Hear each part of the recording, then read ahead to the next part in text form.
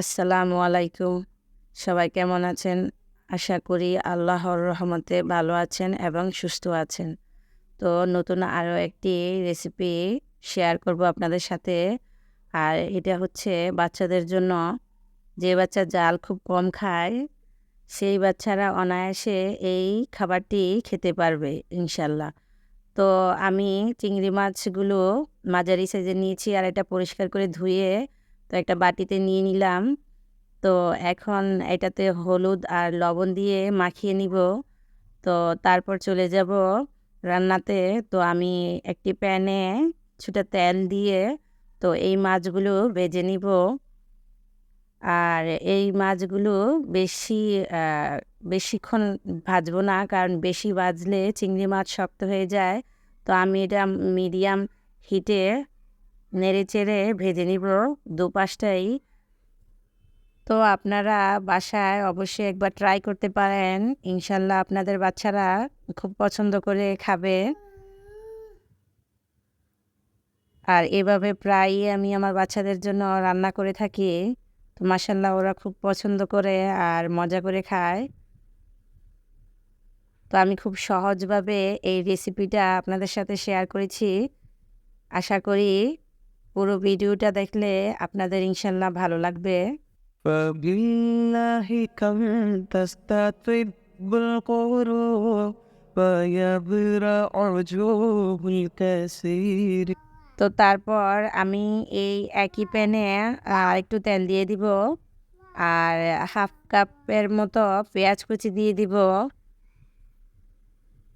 তো এটা নেড়েচেড়ে একটু মিশিয়ে সফট হয়ে আসলে আমি তাতে স্বাদ মতো লবণ আর একটা কাঁচামরিচ ফালি দিব। আমার বাচ্চারা যেহেতু কাঁচামরিচ মানে ঝাল খেতে পারে না, তো সেজন্য এখানে আমি একটাই কাঁচামরিচ ফালি দিয়েছি আর কিছুটা রসুন বাটা দিয়েছি।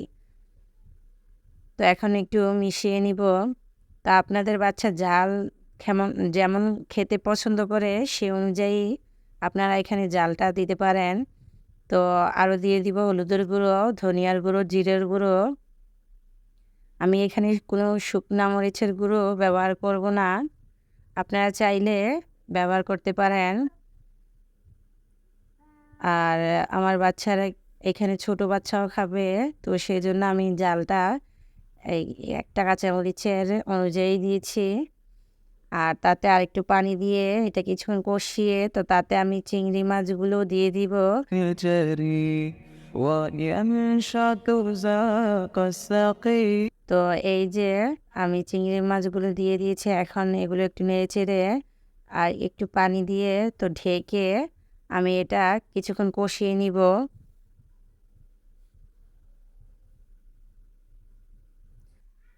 তো কষানো হয়ে আসলে আমি ঢাকনাটা উঠিয়ে তাতে ঝোলের পানিটা দিয়ে দিব পরিমাণ মতো। তো এটা দিয়ে আমি আবার ঢেকে তো গাঢ় ঝোল না হওয়া পর্যন্ত রান্না করতে থাকবো। আর যখনই তেলটা উপরে ভেসে উঠবে তখনই নামিয়ে নিব। বড়দের জন্য এই একইভাবে সেম প্রসেসে রান্না করলে বড়রাও খেতে পারবে, শুধু ঝালের পরিমাণটা বাড়িয়ে দিলেই হবে।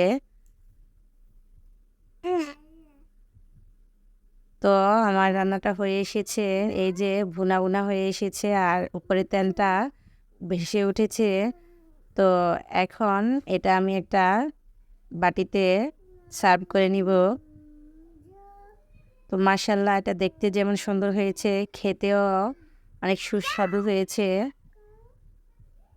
তো রেসিপিটা কেমন লাগলো অবশ্যই কমেন্ট করে জানাবেন। ভালো লাগলে ভিডিওটিতে একটি লাইক দিয়ে চ্যানেলটি সাবস্ক্রাইব করবেন। এবং আজকের মতো এ পর্যন্তই। তো পরবর্তী কোনো ভিডিও নিয়ে হাজির হয়ে যাবো ইনশাল্লাহ। আসসালামু আলাইকুম।